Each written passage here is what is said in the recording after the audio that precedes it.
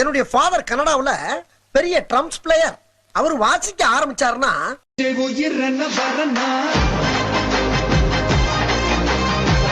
அவருடைய வாசிப்புக்கு மூவ்மெண்ட் பண்ணாதவங்களே இருக்க முடியாது.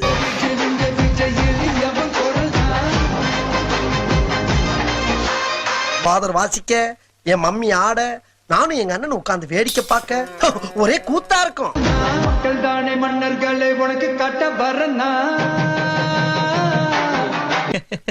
I know. What, yeah? I know. I am your best friend. Okay, okay.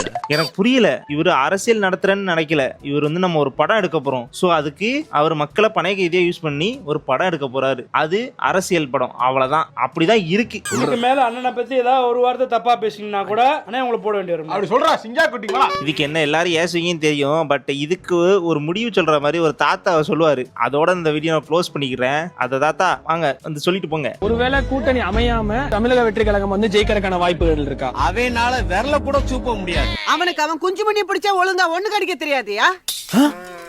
பொடி பைய. ஏன் எதனால சொல்றீங்க? அவங்களே வந்து ஆட்சிக்கு நல்லது பண்றதானே வராங்க உள்ள. நேத்து வரைக்கும் தான் இப்படித்தான் ஆடுவியா? இவே வந்து தலைவரா வந்தா என்ன செஞ்சு முடியா நாட்டுக்கு?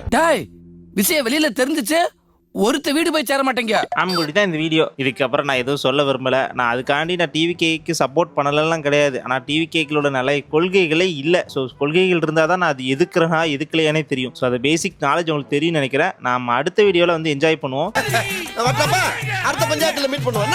ஆனா அடுத்த 5 வருஷத்தை வந்து தமிழக வெற்றி கழகத்தை வந்து மக்கள் விஜய் அவர்கள் கையில கொடுத்தாங்க அப்படின்னா எப்படி இருக்கும்? அவர் வந்து திரிசா கூட இப்படி ஆடுவாரு.